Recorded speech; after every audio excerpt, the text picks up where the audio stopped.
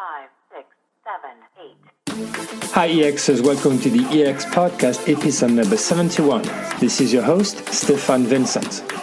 I'm here today with you because we need to shake things up in the world of HR, talent acquisition, and company culture in order to create positive employee experiences in our organizations. Your workplace doesn't have to be a dreadful place where employees feel disengaged. This podcast brings a different lens to the HR, employee engagement, and company culture conversation. We approach these topics from a brand and customer experience angle rather than a traditional HR angle. Our guests, all thought leaders and disruptors in the EX space in their own way, come to the show to share best practices on the key elements that foster employee engagement and strengthen company culture, and also to spark the conversation on how to create these positive employee experiences. Not every company can do what Airbnb or Google do around their employee experience, and this is what this show is all about.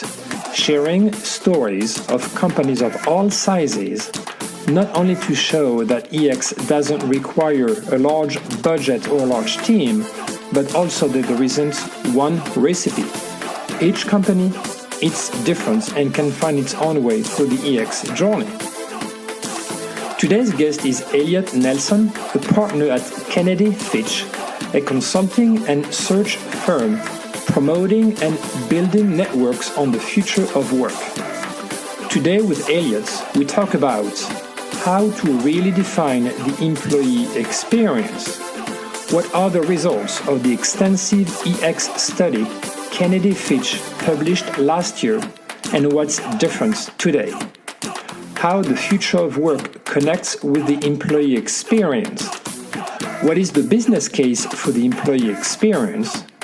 What's the difference between employee engagement and employee experience? How to effectively design and implement an EX strategy? And Elliott will share with us some success stories of EX pioneers.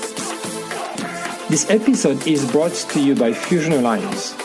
Fusion Alliance delivers holistic solutions, fusing together data, digital, and technology to redefine customer experiences and move your ideas to execution. That's why businesses across multiple industries have relied on Fusion's expertise and partnership for over 25 years. I hope you enjoy this conversation with Elliott. Because it takes a good amount of time to produce this podcast, please make sure to review the podcast on iTunes, Google Play, Stitcher, TuneIn, or YouTube, as it will help promote the content. If you want me to speak at your next event, get some advice on your EX initiatives, or send me feedback, suggestions for future topics or guests, you can reach me at svincent@exsummit.com or on Twitter at EX_summit. All right, let's get to it. Hello everyone, welcome to another episode of the EX podcast. Very excited for today's guest, Elliott Nelson. Elliott is calling from the New York City area, and he is a partner at KennedyFitch, which is a consulting and search firm promoting and building networks on the future of work. Elliott, thanks for joining us today. Thank you for having me. So first, a very easy question to start the conversation. What is your background and what do you do at KennedyFitch? Yeah, so my background, I've had most of my career, 25 plus years, I've been in more corporate HR roles in European, American, and Japanese companies. I've lived 14 years overseas outside of the U.S., so really influenced a lot by European companies, lived in Germany, Switzerland, the Netherlands, and Italy, and worked for a Japanese company, Fujitsu. So I've had kind of a broad base seeing how human resources and how organizations work in different cultures. Early in my career, I did marketing strategy for Hilton Resorts, and I worked with one of the very first internet ad agencies. So I've always been intrigued by how tech shapes the world of customers and the world of work. Good. So what do you currently do at KennedyFitch, and even what the company does exactly? Yeah, so KennedyFitch is a search and consulting company, and I'm involved in the consulting side of the house. There are 10 of us who do consulting, and we're spread across Europe, the Middle East, and the Americas. And I had the employee experience branch of our business, and I do both research and also consulting on employee experience, and a fair amount of work also on customer experience, because there's often an overlap or a connection with customer experience. So we'll talk a bit more in a few minutes about the study that KennedyFitch published last year, but let's first talk about and trying to define the employee experience. And what is it exactly, and how are companies defining it from your work with them and from the research that the firm has done? Yeah, that's a great question. And I think the easiest way to understand employee experience is to think of customer experience, because I think all of us understand what it's like to be a consumer, to be a customer. And I think all of us have had interaction, even recently, with an organization that's trying to understand what drives us, what attracts us, what makes us come back and buy more and understand behaviors. All of us have had a survey, even a touchpad sometimes when you go to buy go to a restaurant or a store someplace. So it's the same thing with the employee side. What companies are trying to do right now is understand what attracts people, so what drives their brand, what are the factors and the decisions that people make as they join a company, what are the factors and the decisions and the emotions. Emotion is a key part of this, and the most important part, actually, of understanding what drives both customers and workers. But understand what drives us and what motivates us, what makes us most happy to come into work and do our best work. It's really tough to say that, because there's no one single answer of employee experience. Right. GE is a company that we interviewed last year, and the way they define employee experience is enabling our people to do the best work of their lives through moments that matter. And I think that's a fairly succinct way of describing it, and it speaks also to the idea that we're no longer human resources or seeing people as human capital. We're actually inviting people to come work with us and enticing them, and then providing a platform whereby they can do their best work and really enjoy it. So it's and every company that I've talked to and asked for their definition, I get a different one. So it's a really fascinating question. And it's interesting because you mentioned that you lived for quite some time in Europe in various countries, even though you didn't live in France, but that's okay, I won't be upset. But it's interesting because I'm connected to a lot of EX passionates and EX professionals in France, and yes, they call the employee experience the experience collaborateur, which is the collaborator experience instead of the employee experience, which is interesting because it goes back to what you were saying about, employees are no longer assets, they're more as contributors and collaborators, right? And I like this subtle change in way, at least in France, they name the employee experience, which is more of the collaborative side of it. Any reaction to it? I actually like that word better. Yeah, no, I like that word better, collaborateur, because I think that better describes it. And one of the things that's interesting, I think, that's even driving this is the fact that there's a sharp increase in the number of independents or freelance workers or contract workers, whatever you want to call them. They come from all different sources, right?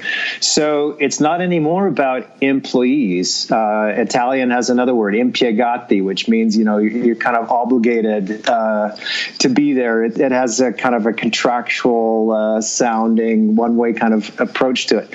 So it's not really anymore about, the organization owns us as employees. It's us as workers and collaborators.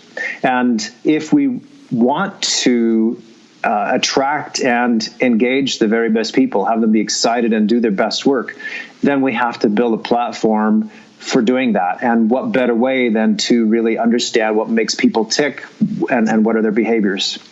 So I wanted to mention too, some of it may be a new thing for a lot of people, a lot of companies out there.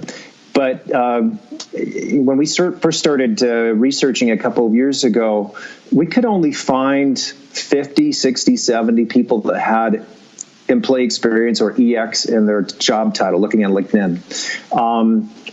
If you looked at the same time, the people who were doing customer experience, it was much better developed. It's probably been around, customer experience has probably been with us for, let's say, 6 or 8 years for most companies, maybe a little bit longer in others. Some people are recasting their job title that they had 10 years ago as customer experience or even employee experience. But it's really these things have only been around with us in the last decade.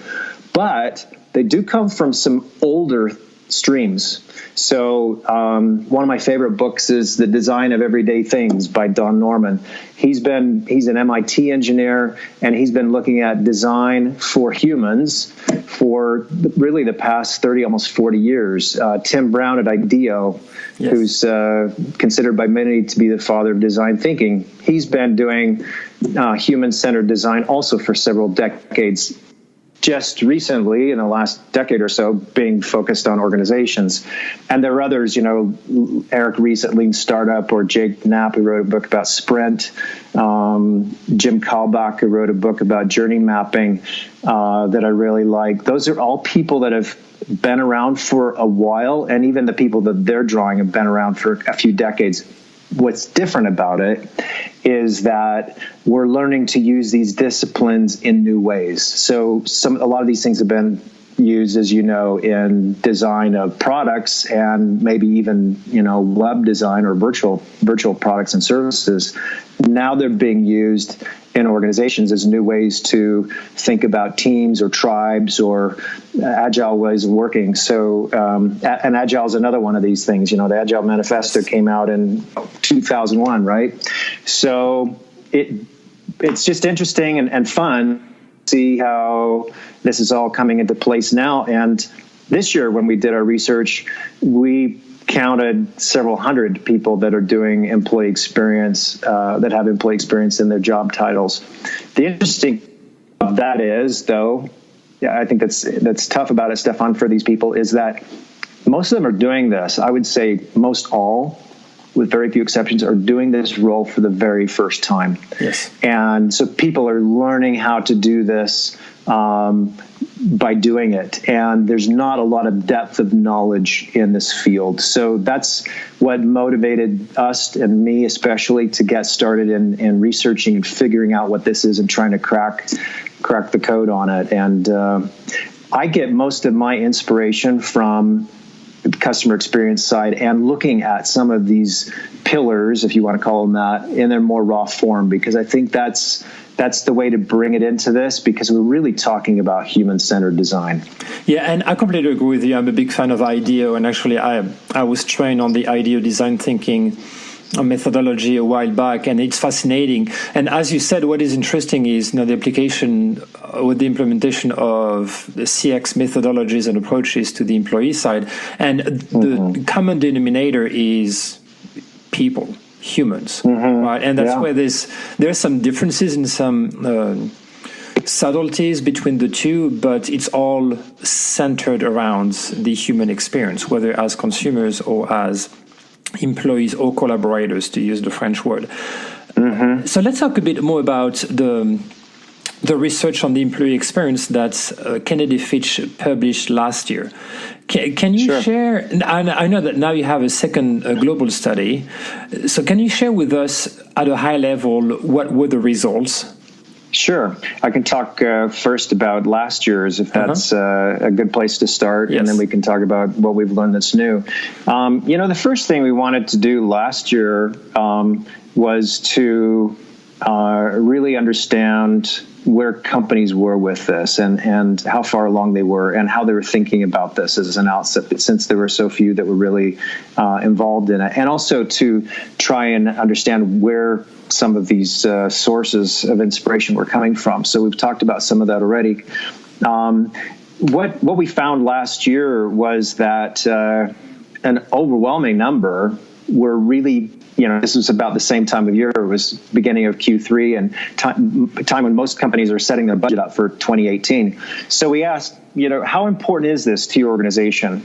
And almost 4 out of 5, 78% said that building employee experience was important, very important, or extremely important for their organization. And then 90% said that it would increase in the next 1 to 2 years.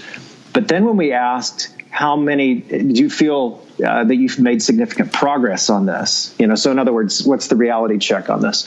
Only 6% felt that they made significant progress, which is just, that's an amazing number in the sense that it means that this is something that everybody's thinking about, talking about, and getting ready to put resources and money against it, but they haven't really mostly done the journey.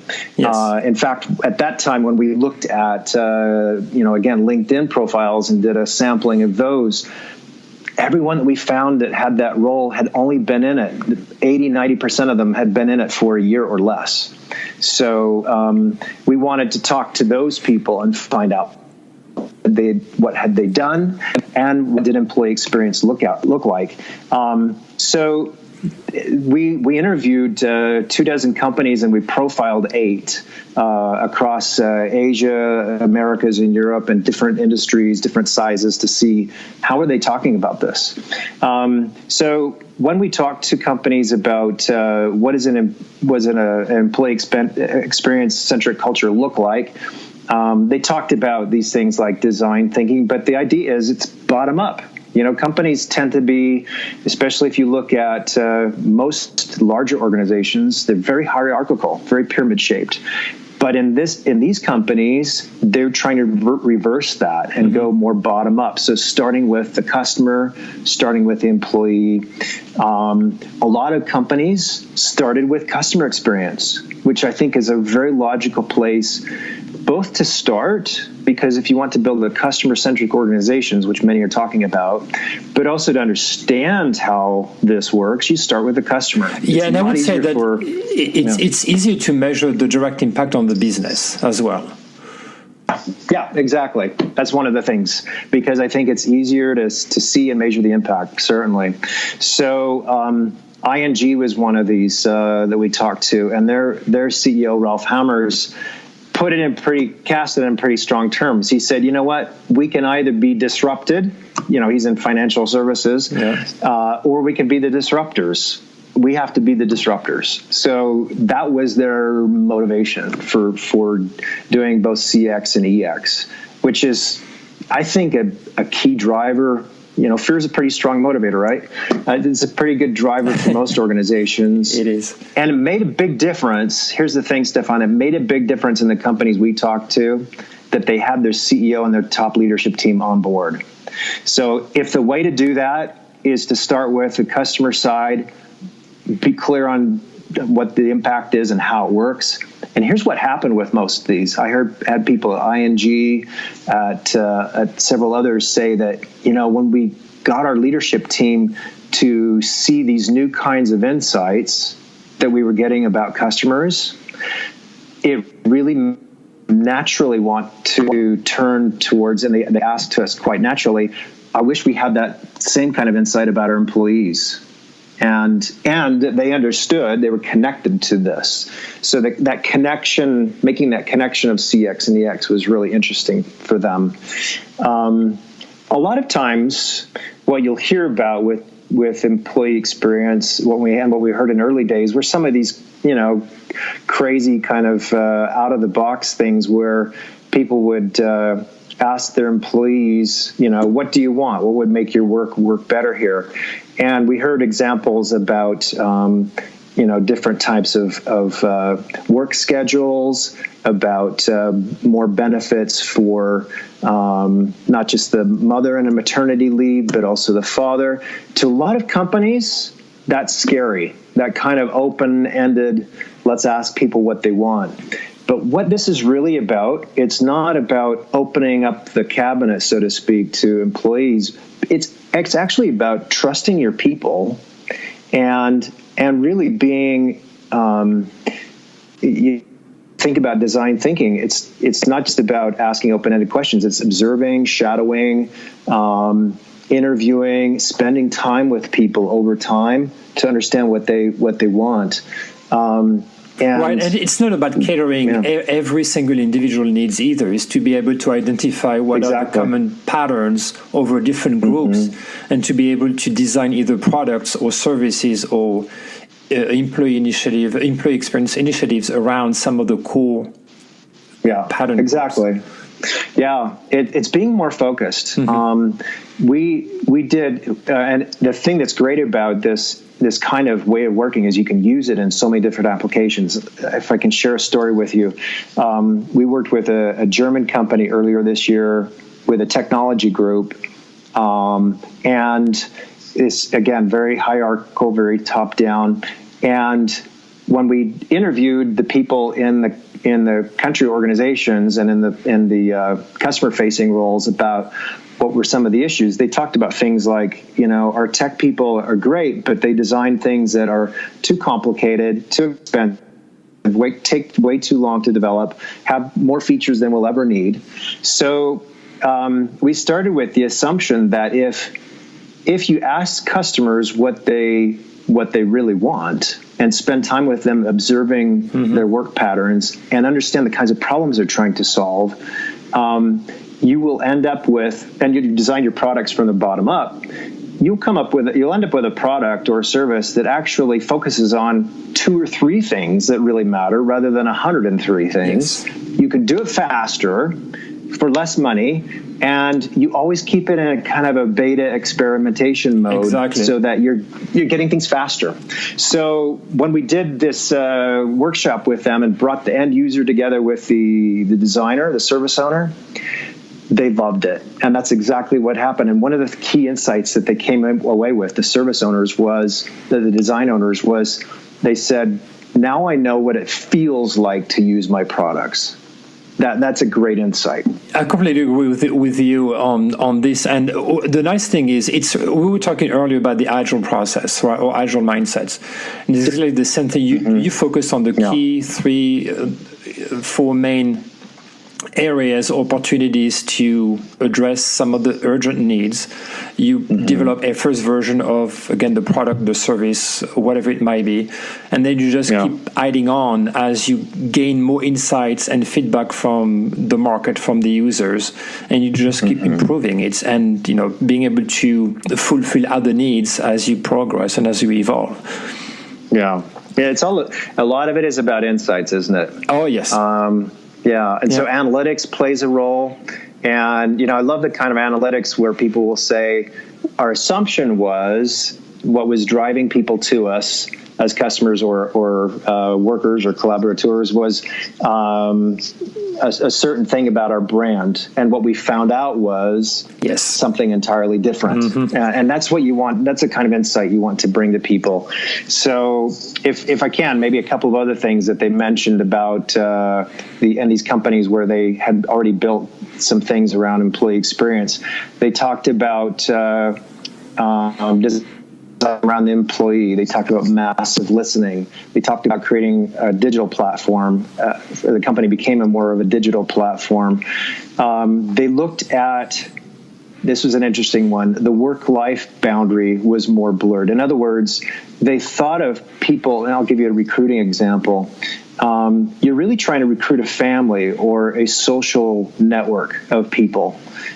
People talk to their social network when they're being recruited and when they're working for a company, right?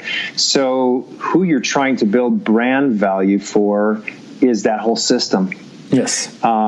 So what several companies did was they rethought the way they do some of the things like paternal benefits or grieving, or the way they do some of the work schedules and things like this. They talked a lot more about individualization at scale, so being able to create personas about people. A lot of the things that comes, almost straight out of the marketing world, right? They ended up with more simplified processes, more flatter, more reduced hierarchy. And that's why you go into companies today, and the ones that have really designed this around their workers, when they have an open space or they have a CEO or a boss who's sitting with his or her people, they're paying attention to this not because that something forced them to do it, but because they listen to people and they're doing this for some design-driven purpose. It's a lot more data-driven. And I like to say with analytics, the old way of thinking was, let's borrow ideas. If you look at a lot of the trends, that we've had in business in the last 34 years, we borrow a lot of models from consultancy companies, or we hire a lot of people from other companies, and they come in and they institute succession planning or talent reviews or forced rankings or things like that, because that's what somebody else did. And I heard that was a great idea over here, so let's import that. What this is driving is, it's not about what works everywhere else. It's about finding out and discovering what works here in our organization. So those are some of the outcomes of this. What are some of the changes that you see between this year and last year? Yeah, so this year, you remember we were talking about how many people saw this as a key strategy or key priority for the year ahead. We saw that slightly more people, 93%, said that building employee experience was important, very important, or extremely important. But the big change was that 50% now feel their organization has made some progress within a year, which is pretty good news, I would say. Within the year, yeah. Now, granted, we're not surveying the exact same people, so I don't know, how that varies by sample. It's just an open sample. Yes, but that's a pretty big shift. And 16% have already experienced a new way of working. And a move, we asked the question about kind of different levels. So is there, a maturity level in the way people go through customer experience or employee experience? And what we believe is one of the higher levels of maturity in an organization, or where an organization shows more maturity in building experience into their way of working, is that customer and employee experience merge. Their CX and EX people are working more closely together. The insights are converging. And in many cases, the head of both CX and EX, sometimes it's the same person, right? So you're seeing more of those roles. So the other thing is that, I think this is really key, a lot of organizations started out by thinking about employee experience in the lens of HR. So if I ask people about the kinds of journeys that they've mapped, they tend to talk about onboarding, hiring, onboarding, so the candidate experience. They'll talk about performance or performance management. They'll talk about development and learning, and they'll talk about leaving the organization. Now that sounds very familiar, doesn't it? That's really the employee life cycle. Exactly. It's very linear. People don't join. Yeah, and it's very linear. What happens if I'm there for 3 years or 2 years? Right? And what about me right now, where I am? So it's also ignoring the fact that it could take me years to play out, and I'm trying to encompass all of these. The main problem with it, though, is that people are looking at it through an HR lens. Yes. So think about that for a second, right? We don't join a company for good HR, and we don't leave a company for bad HR. So why is HR putting themselves as the kind of, the main party here to be dealt with to define what employee experience is. Think about, and a lot of times when I go out and I speak to organizations or when I'm consulting, I'll say to the HR people in the room, what percent of your day or of your week is touched by HR? Maybe 5%, on a good week. and these are HR people, right? Yeah. So what are the other touch points that you have with your organization? Most of your day, if you get right down to it, is your boss, it's your team, it's the technology that you're dealing with, the systems or processes that are in place, most of which are not HR. Yes. If I'm, you and I have lived in different countries, so we might have also expat experiences with our families. So what about our families in all of this? And the things that we're going through, if you have to have medical care in a foreign country where you don't speak the language. Those are all key things that impact me far more than HR. So I think what's important for anyone who's either thinking about starting this, building employee experience, or is in the middle of this is how can we expand the viewpoint? How can we capture the experience more naturally? Who else needs to be in that room listening with us?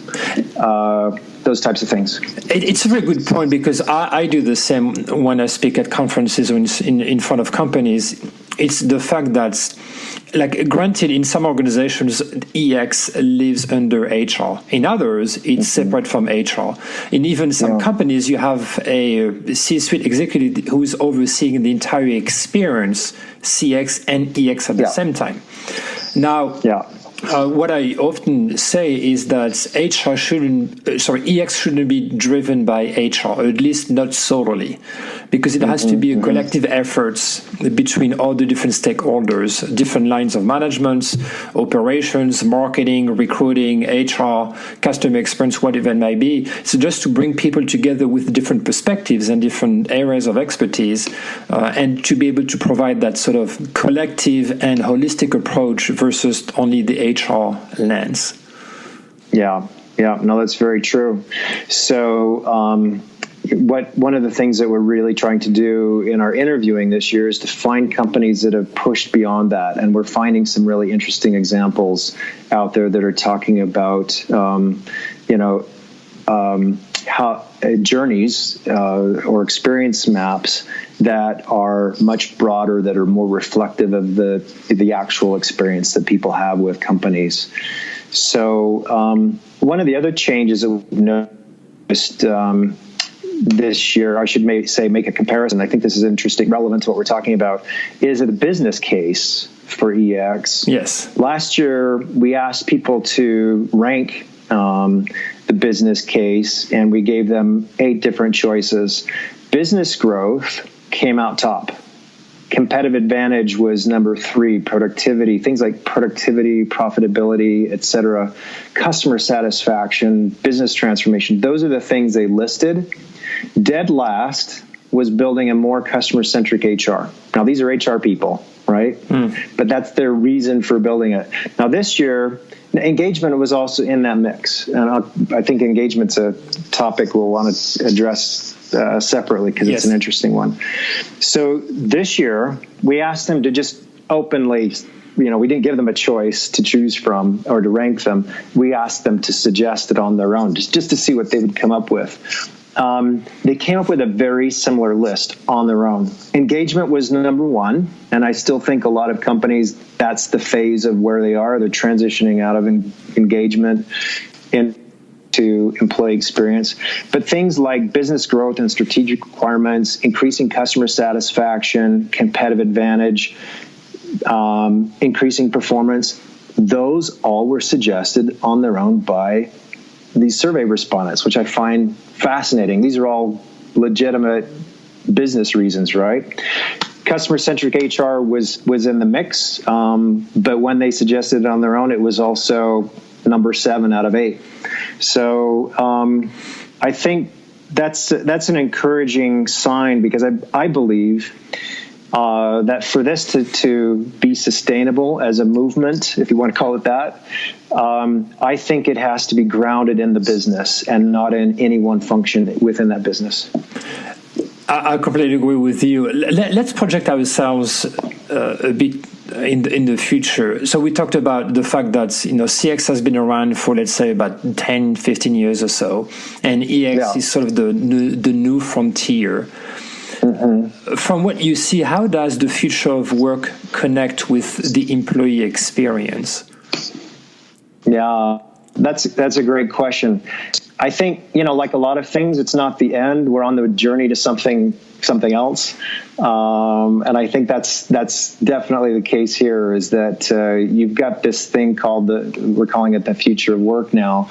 But we like to say that if you think about the things that we did, and let's take HR as the focus here, we've really had in the past things like human capital, human resources. Companies own people, and you were there for maybe 30 or 40 years, basically your whole career. Our parents and grandparents had 2 jobs, basically, if that, right? Today it's changed. You're there for a few years, and a lot of more bold CEOs are now even saying, I don't want people there for the whole time. I want people for 3 years, and then I want some new thinkers in there. Yes. So we're coming away from what I would like to call this dehumanized HR, to be a bit provocative, to now we're in a phase where we're rehumanizing HR. And we're bringing some of these marketing things in, like personas and how we understand people, what motivates us, what are we thinking, feeling, hearing, saying. I think that's where EX fits in here. And in the future, what we're moving towards is more of a consumerized organization. We have more of a human life cycle. We have more companies as platforms. So think of how you have a computer and you go into a docking station at work. That's the way our work's going to be. And I believe that in the future, companies aren't going to own the data on me. I'm going to own the data on them, just like a consumer would. So, these kind of consumer cool apps that we have for travel or for restaurants or for shopping, we're going to have for organizations, and we're going to be able to, rate an organization with stars and see how other people are rating the organization. The kind of idea that's really exploded with Glassdoor is going to really take off. So I think that's going to be a lot more power in the hands of people. That's where it's trending towards. It's a very good point, because actually I was about to talk about the empowerment of the employees, and now given the talent marketplace that is ultra competitive, the power is more on the employee side than on the recruiting side. And platforms such as Glassdoor really encourage not only employees to freely, even though anonymously, provide their own feedback about their organizations, but also for candidates to be able to access research and peer reviews in a way to help them drive their decisions whether or not to join a company. Yeah. No, exactly. So I think what we're seeing right now is bringing some of these disciplines from tech, from marketing into organizations. So that in the last year, a lot of companies, and they're doing this right now, have had these what they call design thinking sessions, right? Yes. And a lot of times what they'll do before that is they'll go out, and I was talking to British Petroleum the other day. They did several hundred interviews with their employees. They shadowed them around the workplace. They watched what they did. They tried to understand what are the problems that they're trying to solve at work. And then they did some design. They defined some journeys from that, key journeys, just very reflective of the things they're doing. They came up with 16, and most of them don't reflect anything to do with HR. That's the remarkable thing. And now they've started doing design thinking workshops with them, and they've created some initial personas. IBM is a company I talked to last year where they have several dozen personas, and they use those companies use those personas for how they design the learning, how they design everything, right? Just like you would do a marketing product. So they'll do design thinking. They'll understand what we typically do is an empathy map first, understand what are they thinking and feeling, how does it feel to work here. Then you start to define a persona. and how different types of people experience the workplace. What are they thinking, feeling, and saying? The next step after that is often mapping a journey and understanding the problems that are trying to solve and how they think and feel about those things. What are the pain points? And how are they reacting, responding to it? Then they move into starting to prototype and doing things like sprints or scrums and developing some prototypes in rapid succession. A lot of organizations like ABN AMRO, Dutch Bank, they have trained all of their people in HR on Sprint, and most of their Sprint projects are run by the digital and analytics teams, not by their HR people. NL is another one. So the thing that's really cool about this, Stefan, is I talk to several companies every week in our interviews, and we're also doing consulting with others. The companies that are doing this are not the crazy off-the-wall tech startups. These are industrial companies. Many of them have been around for decades. Some of them have 80, 100, 200, 400,000 employees. Vodafone Italy is another one that's doing some exciting work. So they're not the companies that you expect to see revolutionary, transformational kind of work coming out of, but they're all learning how to do these things. And I just finish off on this thought. One of the things that they're doing as they build it is they're changing the engine room of HR, so to speak, or of the organization. They're hiring people from non-traditional, non-HR roles that are certified in design thinking or journey mapping or agile to join their teams. Yes. LearnVest is a company we previewed last year. I think you had Lena Stern on earlier.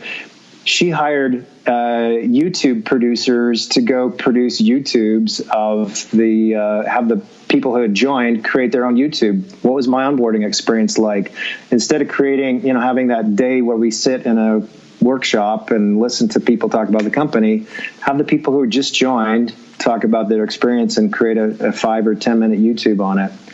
So it's fun. I think we live in a really interesting time because companies it's a really transformational time, and companies that we thought were the old, boring, traditional companies are doing some really interesting stuff.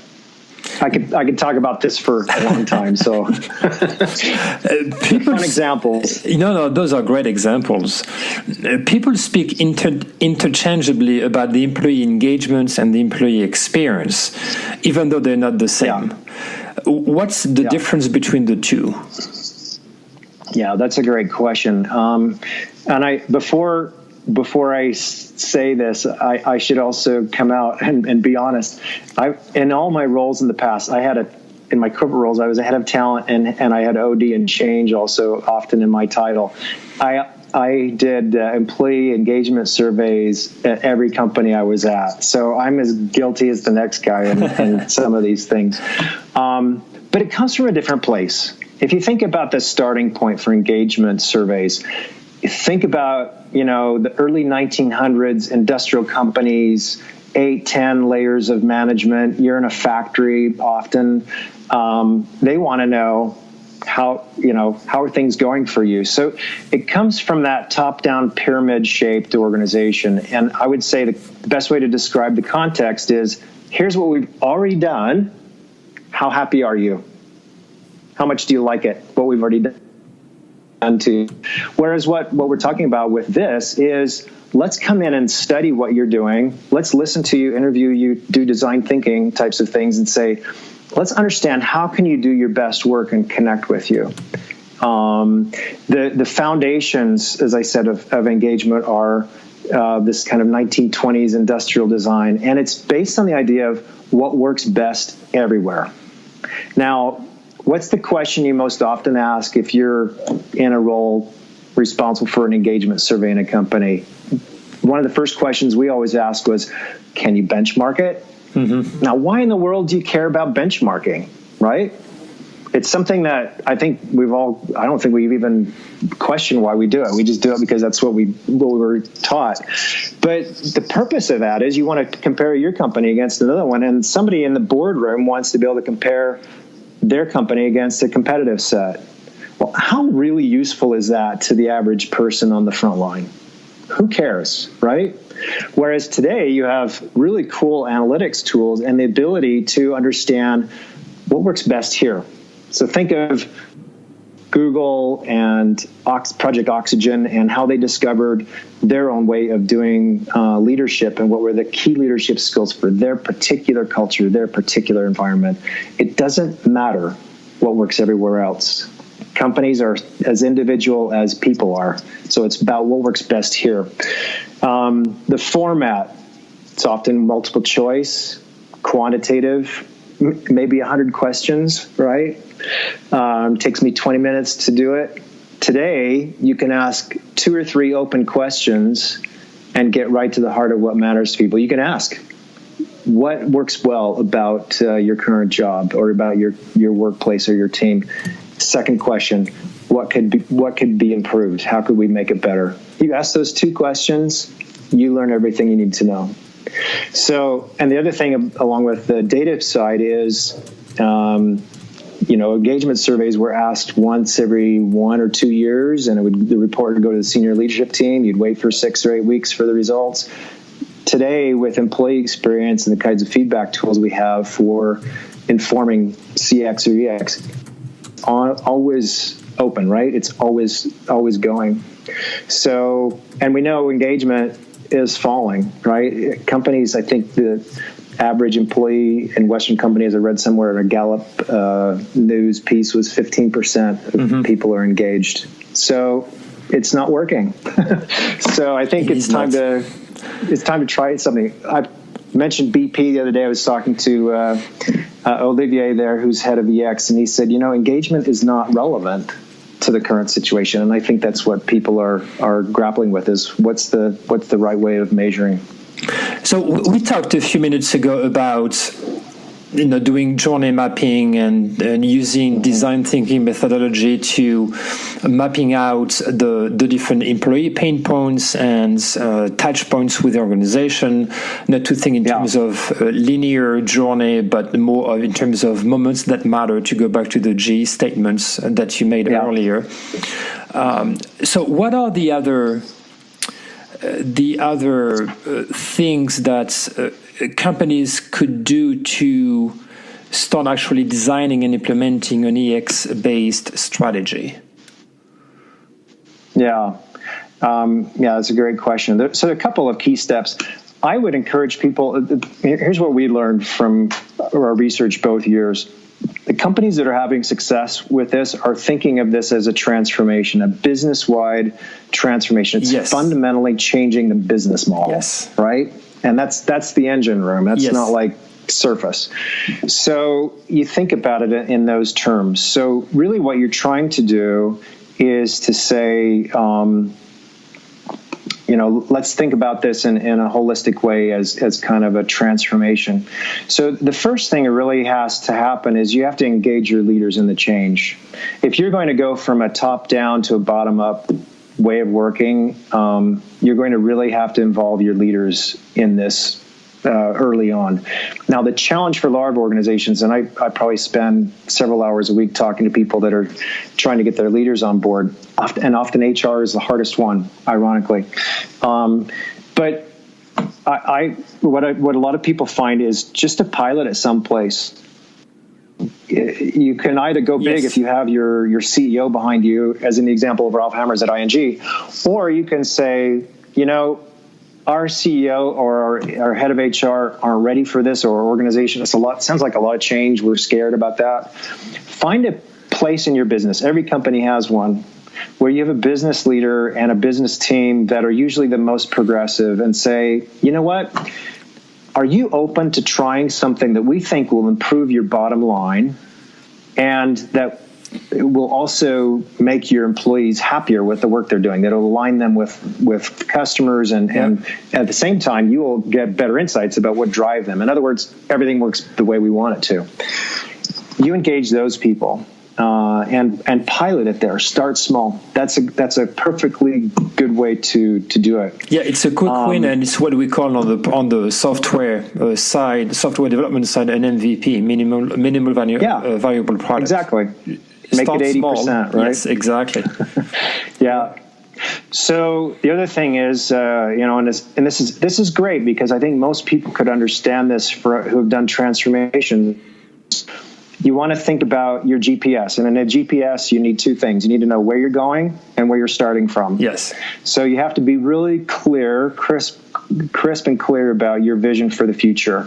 And that, again, is why you need your leaders on board, because you want this to not just be HR or IT or one function. You got to get a lot of people engaged in this. Even if it's a pilot, you got to have the right people with you on it. So be clear about who you want to become as an organization. What do we want to be? And a lot of organizations right now, frankly, are doing Vision 2020, or they're maybe talking about 2025. So hook into that, and say, that's a great strategy. How are we going to get people on board with that? How are we going to do it? Almost every leader who has that kind of a vision or a title for a program is wondering those questions, right? So, and then be really clear about your starting point. Go out and interview. And I would recommend it in many organizations, start with the CX side. Listen to your customers. Go out and shadow them. Listen to them. Understand their pain points. How does what we do, whether we're a product or service, fit into their lives? And what kinds of problems are we helping to solve? Build that CX up. And that understanding of insights of what drives people. And then pivot to inside and say, how do we hook our people up behind that? What are the things, a couple of companies we're working with are looking at those customer insights and figuring out what are the journeys that most closely align or touch the customer journeys that we found out are important. Let's focus on those first. That's a great place to start as well. So then you can do, after you get that understanding, that foundation, so to speak, underneath you, then you can do some of the things we've been talking about with design thinking, with journey mapping, with sprint and rapid prototyping. And that should inform, in turn, some of your specific things that you need to change in the organization. What are the processes we need to simplify?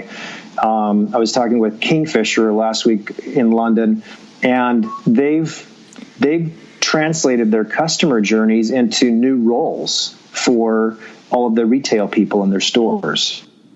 And they have 4 basic roles, with job descriptions and everything behind that. So it's restructuring, retooling your engine room and how your organization structures, your processes, everything works. So is that drastically different from what we've talked about with a lot of transformations? Maybe not on the surface, but the origin and what's driving it is entirely different. You're doing this for a customer or a worker-driven reason because you have these new insights. It's not, I borrowed this idea from consultancy XYZ, or I'm bringing these ideas in from another company that I used to work with as head of HR or CEO. It's saying, I figured out what works for our people and our customers, and I'm going to redesign our organization around it.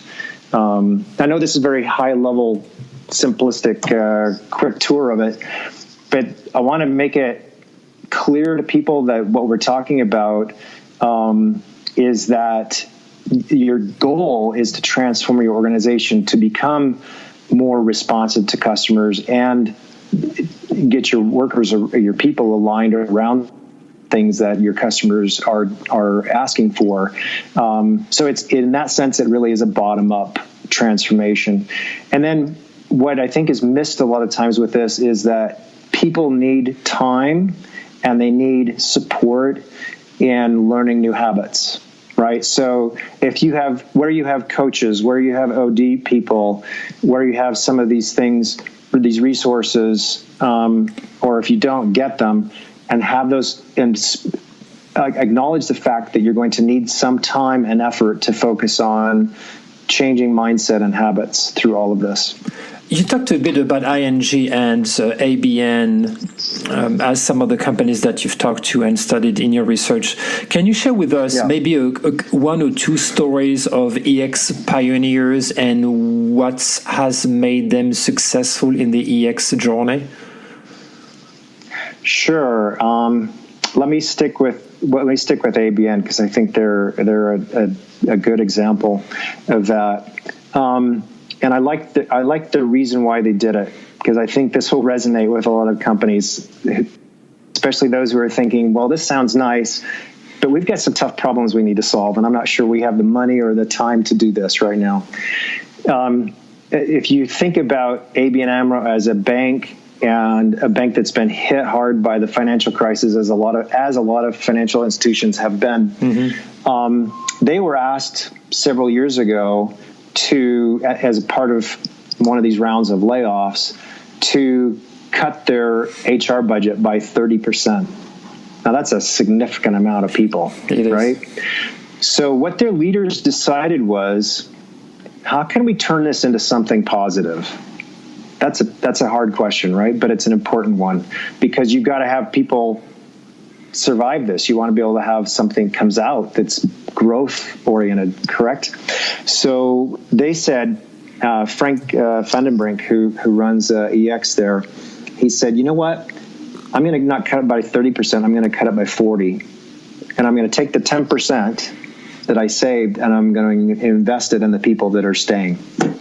So that's where he got his budget and where his starting point for EX. That we need to come out of this in a way that is driving growth and positivity in the organization.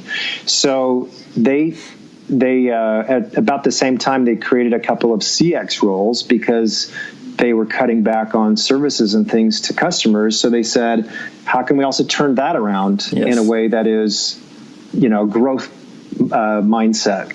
So CX and EX came together at that starting point, and they said, we need to redesign the way we think about how we support the organization. And that's when they started looking at using some of these new ideas coming out of tech, like design thinking and sprint, et cetera. They did a design thinking exercise where they defined 5 journeys. Now, this is admittedly very HR services oriented, but that's where they started with, and I think that's a starting point that a lot of people are doing.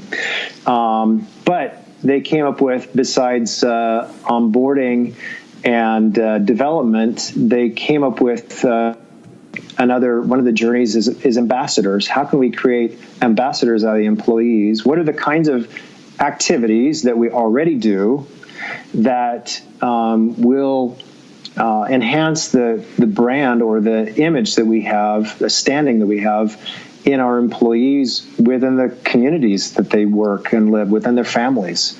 So they had this very holistic picture of these journeys. Then they retrained and retooled all of their HR people in Sprint. They merged they got a digital team that's working with them, and as I said, they're running the majority of their sprints that they're doing, and everything in their sprints is based on, they have to do these pitches. It's like Shark Tank. Every month they get together and they pitch on how viable is this and how much business impact do we think it will have. So it's based on those two things. It's not HR for HR anymore, but how can we design services that really will impact the business? So that's one with ABN AMRO. That's great. And I know that we're getting close to the hour here. So what is the best way for our listeners to access your research? And then I'll share that in the podcast notes as well. And I would say that the study that you released last year was really, really, really thorough, probably the best research I've read so far. Oh, thank you. We tried to make it to write it through the eyes of somebody who might be looking at this either for the first time or you've already started it. What do I do next? And I think that, we're trying to address both of those audiences, whether you're just thinking about and getting your feet wet with employee experience, or you've already been doing this for a year or two. We put something in there for you. So let me ask you a couple of fun questions before we conclude our conversation today. What was your dream job as a kid? Did you ever dreamt of being a consultant in the EX space? No, because it didn't exist at that time. No, I don't think so. I think, my dream job as a kid, I wanted to be designing or inventing something. Oh. So unfortunately, I'm a little technically challenged. I can talk about how other people do it. So maybe I'm the storyteller. But I'm probably not too far off. No, you're still a pioneer in the EX space. Thank you. I hope so. So you've been, obviously, and you lived in different countries. What is your favorite city? Let's say, not necessarily country, but city. Oh, my goodness. Well, I have to say Paris. Without even having to think. I just love Paris. I love the food. I'm a foodie. And I love the boulangeries. I like to look up the best boulangeries of Paris and go and map it on Google and then go try to find a baguette or a really nice, inexpensive but wonderful lunch that's based around a boulangerie. So, and I love history too. So Paris is just full of history. It's a great place. It is indeed. What is your favorite dish then? Well, I'm a simple guy. I love pizza. So I'm also a big fan of Italy, and I've tried to visit every part of that country. So, but I've been watching the pizza show, Someone Feed Phil, and I'm always making these lists of where's the best pizzeria. Something where they let the dough rise for several days and they go out and they do the freshest ingredients. Razza in Jersey City, I know that's blasphemous to New Yorkers, but the best pizza might not be in Brooklyn. Oh, yeah, and I would say that pizzas in Italy have nothing to do with pizzas that we eat here in the US, that's for sure. Exactly, yeah. No, they're fantastic. So, yeah, pizza. Last question, Elliott. What is the way for our listeners to follow you and KennedyFitch on social media and elsewhere? Yeah, so the easiest way to find us is on LinkedIn. If you look me up, it's ELLIOTT, Nelson, NELSON. Look me up on LinkedIn and send me a message. I'd be happy to send you either of our reports for free. Our second report will be coming out in a couple of weeks. Last year's report, be happy to send you. And we're constantly out talking to people. I'd be happy to come and talk to your organization also, or help you to do a workshop with your teams on employee experience and share some of these cases maybe more in depth. We also do a 2-day boot camp on employee experience key skills and help you do a first workshop, or for companies that have been doing this for a year or longer, adapt that to where you are. One of the best ways to connect with us, however, is we've created a new employee experience leaders network. And this came out of our research and consulting. A lot of people have asked us, who else is doing this? Who could I talk to that might be a couple of steps ahead, who's in a similar set of challenges that I could learn from? So we've created a network across mainly, to start with, the U.S. and Europe. We have 2 groups, and we're meeting 4 times next year in person, and we're doing a series of webinars. And we also have a set of internal things that we do to come into your company and do presentations and networks. So or do a boot camp on employee experience skills. So whether you're just starting or have done this for a couple of years, I think this would be really interesting for a lot of you. In fact, most of the companies who have joined already have 2 to 3 years experience under their belt. So they're eager and available to share experiences. So any last word of wisdom or advice before we conclude our conversation today? I think, as I said a couple of times, we live in a really exciting time. I know it's a time of turmoil, but I would say that be open to change. Don't be afraid of it. Don't be afraid to experiment, and listen to people who come from outside your area. Some of the people that are doing the most cool, exciting work are reading or tapping into thinkers and designers that are coming from different walks of life. And I think there's a lot to be learned from. We're seeing a revolution of sorts going on. So be open, soak up, be a sponge, and enjoy the learning. It's a great way to conclude our conversation today. Thank you so much, Elliott, for being with us today. Thank you. I appreciate the time, Stefan. Thanks for tuning in to the EX Podcast. If you want to learn more, visit our website at EXpodcast.com. If you want to find out more about our next conferences, go to EXsummit.com. Finally, you can also find my manifesto on business to employee or B2E branding at b2ebranding.co. See you next week.